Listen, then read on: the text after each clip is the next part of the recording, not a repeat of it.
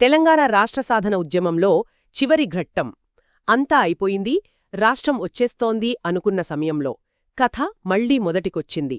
December 2009లో కేంద్రం ఒక ప్రకటన చేసింది. కాని కేవలం 2 వారాల్లోనే మాట మార్చింది. ఆ తర్వాత ఏం జరిగింది? ఆ నిరాశ నుంచి ఉద్యమం మళ్లీ ఎలా నిలబడింది? చివరికి రాష్ట్రమెలా ఏర్పడింది? ఆ చివరి, అత్యంత నాటకీయమైన 5 ఏళ్ల ప్రయాణాన్ని ఈరోజు మనం లోతుగా పరిశీలిద్దాం. అవును, ఇది నిజంగా ఒక పొలిటికల్ థ్రిల్లర్ లాంటిది. ఒక ప్రకటన, దాన్ని వెనక్కి తీసుకోవడం, ఆ తర్వాత ఎవరూ ఊహించని స్థాయిలో ప్రజలు రోడ్ల మీదకు రావడం, చివరికి పార్లమెంట్లో బిల్లు పాసవడం. ఈ 3 దశల్లో అంటే అసలు తెరవెనుక ఏం జరిగిందో అర్థం చేసుకునే ప్రయత్నం చేద్దాం. సరే, అయితే మొదట ఆ ప్రకటన దగ్గరికే వెళ్దాం. డిసెంబర్ 2009. అప్పుడు పరిస్థితి చాలా ఉద్రిక్తంగా ఉంది. విద్యార్థులు అసెంబ్లీ ముట్టడికి పిలుపునిచ్చారు. అవును. అది ఎంత సీరియస్గా జరిగిందంటే, వేల మంది విద్యార్థులు పోలీసుల కళ్ళు గప్పి హైదరాబాద్ వచ్చి వాళ్ల ఫ్రెండ్స్, బంధువుల ఇళ్లల్లో దాక్కున్నారు. అంటే ఏదో పైపైన చేసే నిరసనలా కాకుండా చాలా పకడ్బందీగా. అవునవును, చాలా పకడ్బందీగా ప్లాన్ చేశారు. ఆ అట్టడుగు స్థాయి ఒత్తిడి అది కేంద్ర ప్రభుత్వాన్ని గట్టిగా తాకింది. పరిస్థితి చెయ్యి దాటిపోతోందని వాళ్లకర్థమైంది.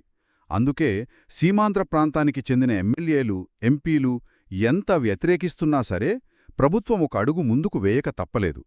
సరిగ్గా ఆ ముట్టడికి ఒక రోజు ముందు, అంటే డిసెంబర్ 9, 2009న అప్పటి కేంద్ర హోంమంత్రి ఒక చారిత్రాత్మక ప్రకటన చేశారు. తెలంగాణ రాష్ట్ర ఏర్పాటు ప్రక్రియ ప్రారంభిస్తున్నామని. కరెక్ట్. ఆ క్షణం తెలంగాణలో నిజంగా పండగ వాతావరణం. దశాబ్దాల కల నిజం కాబోతోందని అందరూ సంబరాలు చేసుకున్నారు. కానీ ఆ సంతోషం ఎక్కువ రోజులు నిలవలేదు. అస్సలు విదవలేదు. ఇక్కడే అసలు ట్విస్టు మొదలైంది.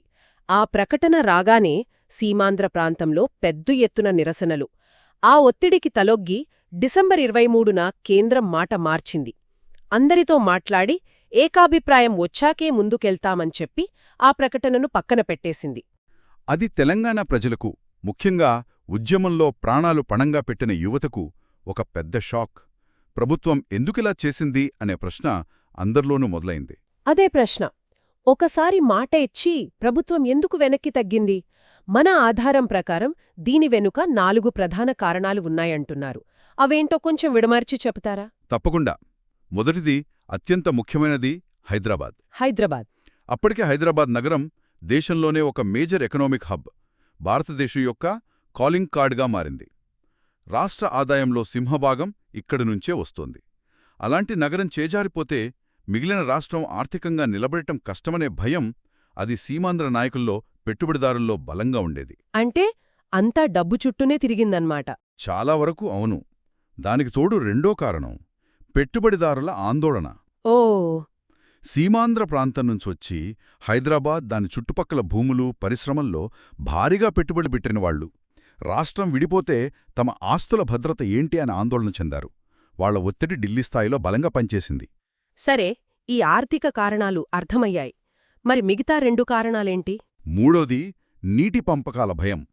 ముఖ్యంగా కోస్తాంధ్ర రైతులు నాగార్జునసాగర్ లాంటి ప్రాజెక్టుల నియంత్రణ తెలంగాణకు వెళ్తే తమ పొలాలకు నీళ్లు, కరెంటు వస్తాయో రావో అని భయపడ్డారు. ఇది వాళ్లకు జీవనమరణ సమస్య కాబట్టి వాళ్ల నిరసన కూడా చాలా తీవ్రంగా ఉంది. ఇక నాలుగోది, ఒక రకంగా చెప్పాలంటే భావోద్వేగ కారణం. తెలుగు మాట్లాడేవాళ్లందరూ ఒక్కటే, మన రాష్ట్రాన్ని 2 ముక్కలు చేయడం చారిత్రక తప్పిదం అనే వాదనను చాలామంది సీమాంధ్ర ప్రజలు బలంగా నమ్మారు. ఈ 4 కారణాల్లో ఏది ఎక్కువ ప్రభావం చూపించింది అంటారు? అంతా హైదరాబాద్ డబ్బేనా, లేకపోతే తెలుగువాళ్లంతా ఒక్కటే అనే సెంటిమెంట్కి నిజంగా అంత బలముందా? అది కేవలం ఒక సాకు మాత్రమేనా? ఇది చాలా మంచి ప్రశ్న.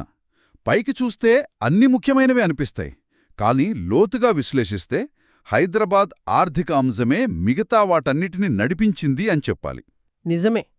పెట్టుబడిదారులు, రాజకీయ నాయకుల ప్రయోజనాలన్నీ హైదరాబాద్తో ముడిపడి ఉన్నాయి.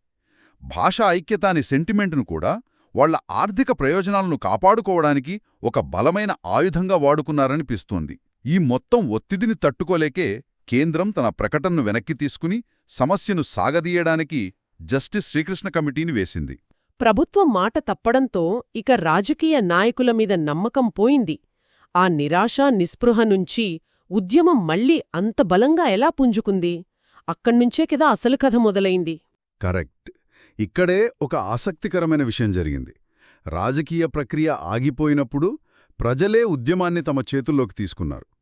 ఈ దశలో ఉద్యమాన్ని సజీవంగా ఉంచింది ప్రధాన రాజకీయ పార్టీలు కాదు, పార్టీలతో సంబంధం లేని స్వతంత్ర ప్రజాసంఘాలు.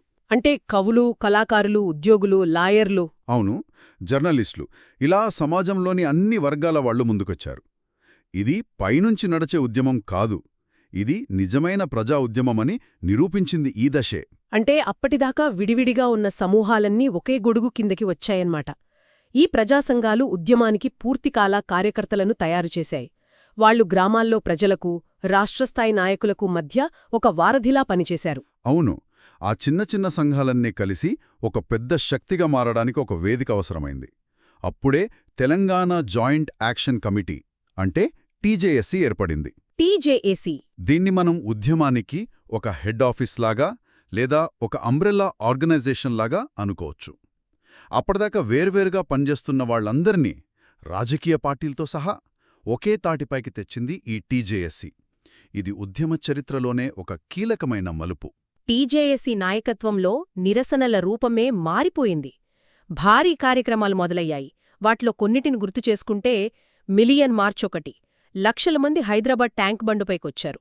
అవును, ఆ మిలియన్ మార్చ్ ఒక టర్నింగ్ పాయింట్.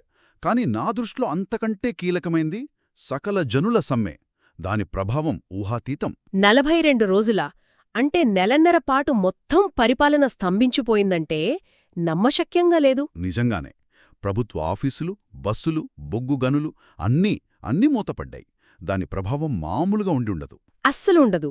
ఆ 42 రోజుల సమ్మె రాష్ట్ర ప్రభుత్వాన్ని మాత్రమే కాదు, కేంద్ర ప్రభుత్వాన్ని కూడా కదిలించింది.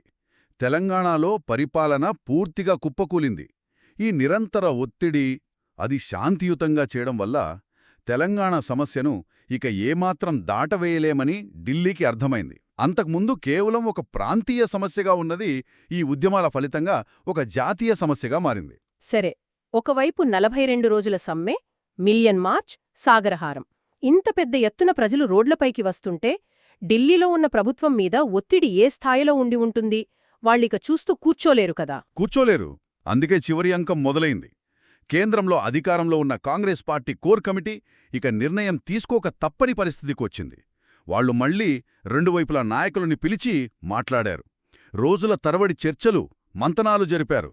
చివరికి ప్రజల ఆకాంక్షలకు తలొగ్గక తప్పదని, విభజించడమే సరైన పరిష్కారమని. అవును, రాష్ట్రాన్ని విభజించడమే సరైన పరిష్కారమని ఒక రాజకీయ నిర్ణయానికొచ్చారు.